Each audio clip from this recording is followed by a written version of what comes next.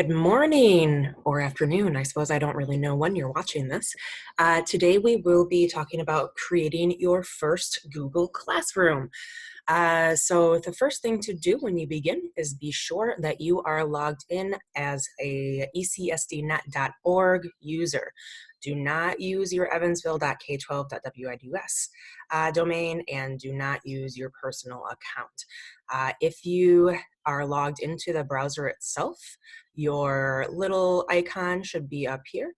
And then when you hover over down here, it should also say your school domain.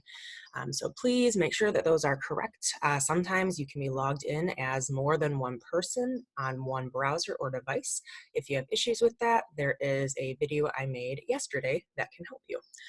So you're going to click to begin to go to Classroom. You're going to click on your waffle for Google Apps. The next thing that you're going to do is find the Classroom and click that. Now, if you have not set up a Google Classroom before, my screen is going to look different than your screen will.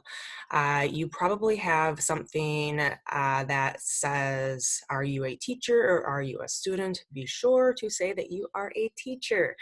This can create issues down the road if you click the wrong button. So make sure that you have said that you are a teacher because you're making a new class. You are going to start by clicking Create. And we are joining class. That's what your students are going to do. Creating class is what we are going to do now. For your class name, you can just title whatever you want. So test. The section is not required, but the way that I organize my classes is I have like an A day biology and then a B day biology. At this point, since it might be hard to do management for all of those sections, it is potentially a good idea to just do one master class to help keep your assignments organized. So I'll leave that up to you. So a day. Subject, they kind of have a drop-down list, so I'll do biology. This is mostly so that they can just make a pretty background for you. So click that. Room number, totally not necessary at all. So you can go ahead and click create. And then we wait.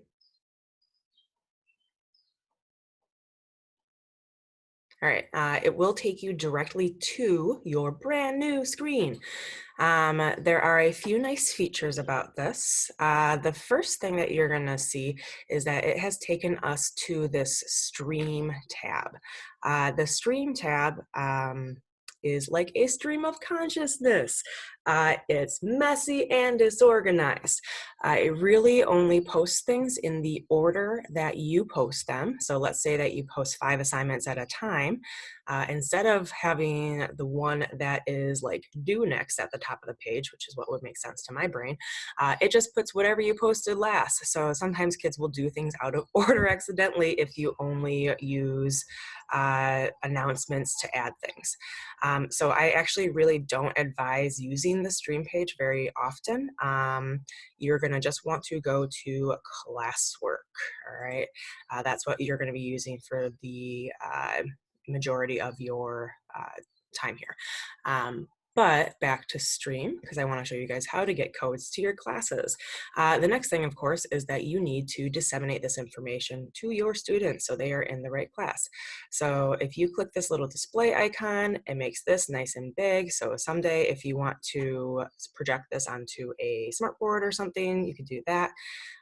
But for now, you're just going to copy and paste this into some kind of Google Doc or Skyward message so that you can send this code out to students. Students at the high school level, I do know will know how to input these codes. I am not sure about the capabilities at the younger schools. I know that some people have been using Google Classroom, but many of our students luckily do have older siblings who can help them input these codes into Google. So now your kids are all signed up. I'm going to show you an example of what that looks like in action. So once you have more than one class, you're going to go to the wall, or I don't know what this is, the little 3 dashes, whatever you want to call that. You can then access all of your other things. So let's go to a course that I already have signed up and have doing things so that you can see kind of the workflow a little bit.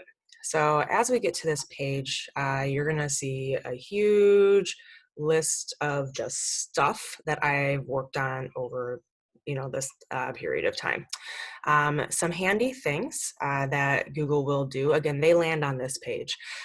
You can view upcoming assignments. Oh, I don't have the upcoming assignments. It's not going to show you that. But anyways, you can clip upcoming assignments there. And then my favorite page, again, is our classwork page. When you are in your classwork page, you are going to have access to creating assignments. You're going to be able to organize things and kind of get things set up. On the People tab, you are eventually going to be able to see which students have signed up for your courses. And then, of course, you do have a kind of a very, very, very simple version of a grade book that you can play around with. But today, that's all I have for you. So hopefully this was helpful.